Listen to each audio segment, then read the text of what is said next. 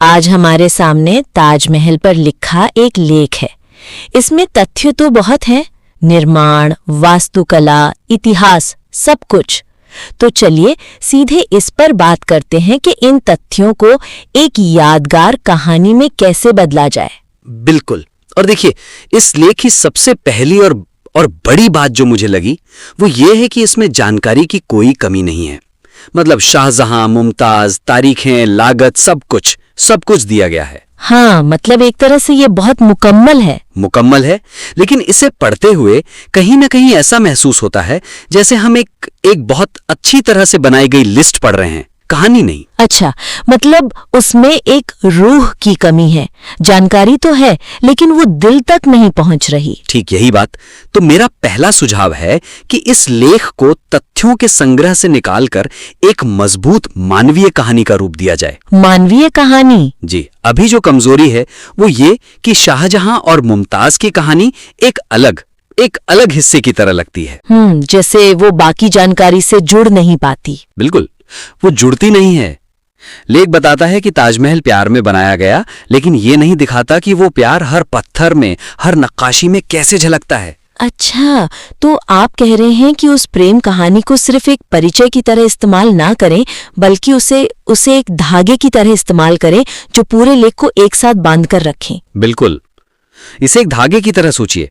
हर तथ्य, चाहे वो मकराना के संगमरमर का चुनाव हो या उस पर हुआ बेहिसाब खर्च, हर चीज को सीधे शाहजहां के उस गहरे प्यार और उतने ही गहरे गम से जोड़ना होगा। जब हम ऐसा करते हैं तो वो तथ्य सिर्फ तथ्य नहीं रहते, वो भावना के सबूत बन जाते हैं। ये सुनने में बहुत अच्छा लग रहा है, पर जब कोई इसे लिखने बैठेगा तो ये असल में दिखेगा कैसे? जैसे अगर हम शुरुआत की ही बात करें। अच्छा सवाल है। अभी शायद शुरुआत कुछ ऐसी है कि ताजमहल यमुना के किनारे स्थित एक सफेद संगमरमर का मकबरा है। इसे कैसे बदलेंगे?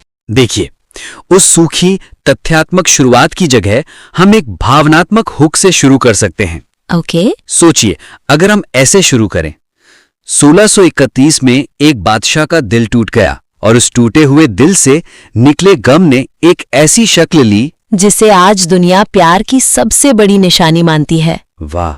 हाँ, देखिए, पहली ही लाइन में हमने पाठक को सीधे कहानी के केंद्र में ला खड़ा किया है। ये तो बहुत फर्क डालता है। ये तुरंत एक कनेक्शन बना देता है। अच्छा, और दूसरे आंकड़ों का क्या?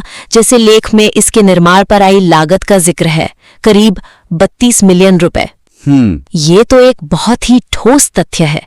इसे उस भावनात्मक धागे से कैसे जोड़ेंगे? उसी तरह उसे सिर्फ एक नंबर की तरह मत पेश कीजिए, उसे भावना का पैमाना बनाइए। भावना का पैमाना? हाँ, हम ऐसे लिख सकते हैं, इस सपने को हकीकत में बदलने की लागत थी 32 मिलियन रुपए, जो आज के समय में 50 अरब रुपए से भी ज्यादा है।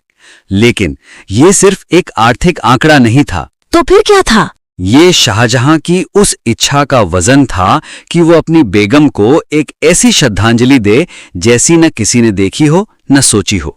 अब ये लागत एक खर्च नहीं बल्कि बादशाह के जुनून का प्रतीक बन गई है। समझ गई, मतलब हर डिटेल को कहानी की सेवा में लगाना है। अच्छा, अब आते हैं दूसरी बात पर।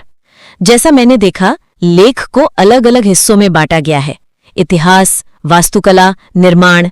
ये एक बहुत ही तार्किक तरीका है जानकारी को व्यवस्थित करने का।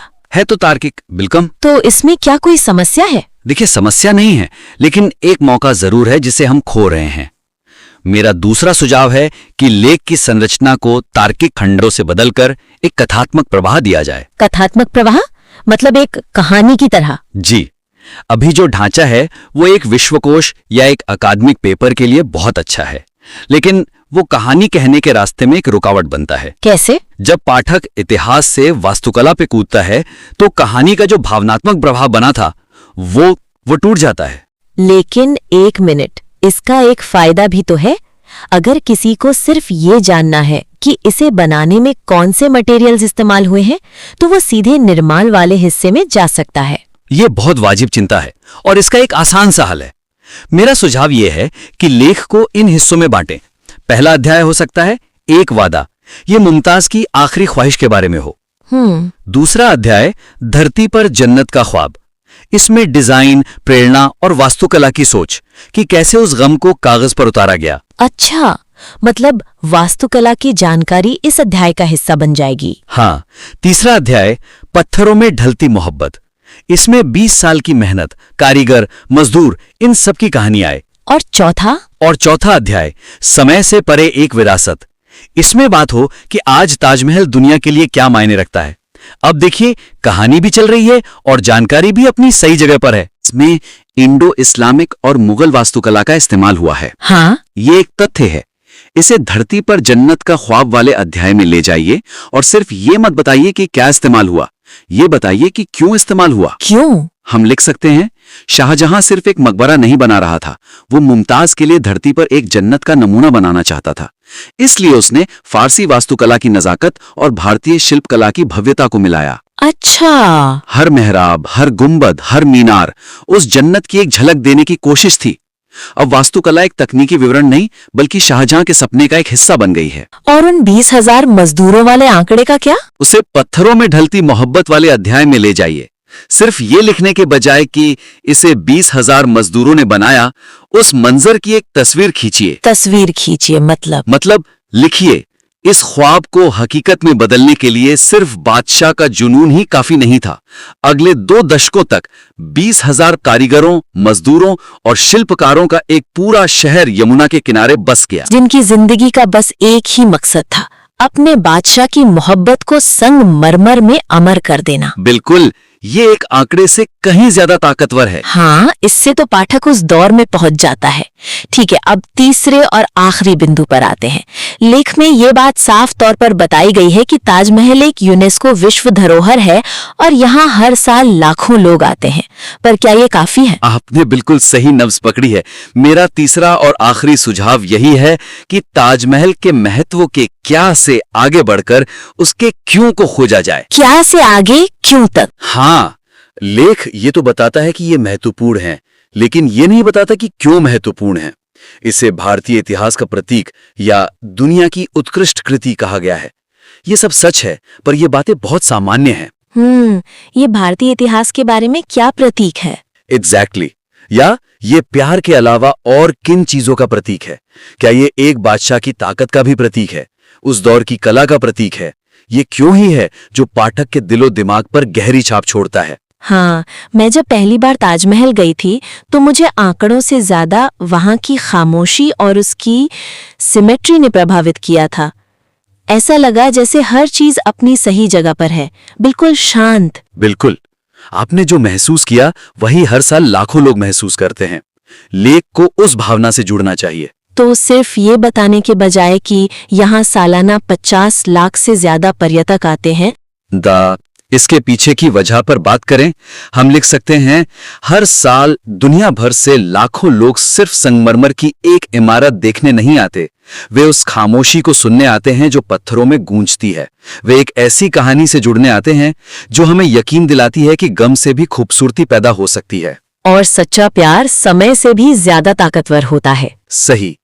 अब पर्यटकों की संख्या एक आंकड़ा नहीं, बल्कि एक मानवीय खोज का सबूत बन गई है। और जहां इसे भारत में इस्लामी कला का नगीना कहा गया है, वहां भी गहराई में जाने का मौका है। बहुत बड़ा मौका है।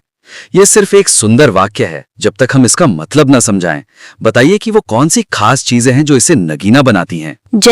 जैसे दीवारों पर जो कुरान की आयतें तराशी गई हैं, वो सिर्फ सजावट नहीं है, या फिर ये कि इसकी चारों मीनारें हल्की सी बाहर की ओर झुकी हुई हैं ताकि भूकंप आने पर भी वो मुख्य गुंबद पर न गिरें। अच्छा, ये तो इंजीनियरिंग का कमाल है। ये इंजीनियरिंग का कमाल तो है ही, साथ ही उस प्यार की हिफाजत का प्रतीक भी है। जब आप ये क्यों समझाते हैं तो पाठक सिर्फ देखता नहीं, वो समझने लगता है। वो उस कला के पीछे की सोच और भावना से जुड़ जाता है। बिल्कुल, ताजमहल सिर्फ एक इमारत नहीं है, ये एक विचार है, एक भावना है, एक कविता है जिसे पत्थरों में लिखा गया है। तो आज की इस बातचीत को अगर हम संक्षेप में देखें तो 3 मुख्य सुझाव हैं। पहला, तथ्यों को शाहजहां और मुमताज की प्रेम कहानी के मजबूत धागे में पिरोएं, ताकि हर जानकारी उस कहानी को आगे बढ़ाए। दूसरा, लेख की संरचना को विश्वकोश की तरह खंडों में तोड़ने के बजाय एक कहानी की तरह बनाएं, जिसके अध्याय हों, जैसे एक वादा, एक ख्वाब, उसका निर्माण और फिर विरासत। जिससे पाठक कहानी में डूबा रहता है। और तीसरा, सिर्फ ये बताने के बजाय कि ताजमहल क्या है और कैसे बना, इस पर ज्यादा ध्यान दें कि यह दुनिया के लिए इतना गहरा क्यों मायने रखता है। उसके सार्वभौमिक महत्व और भावनात्मक पहलुओं को उजागर करें।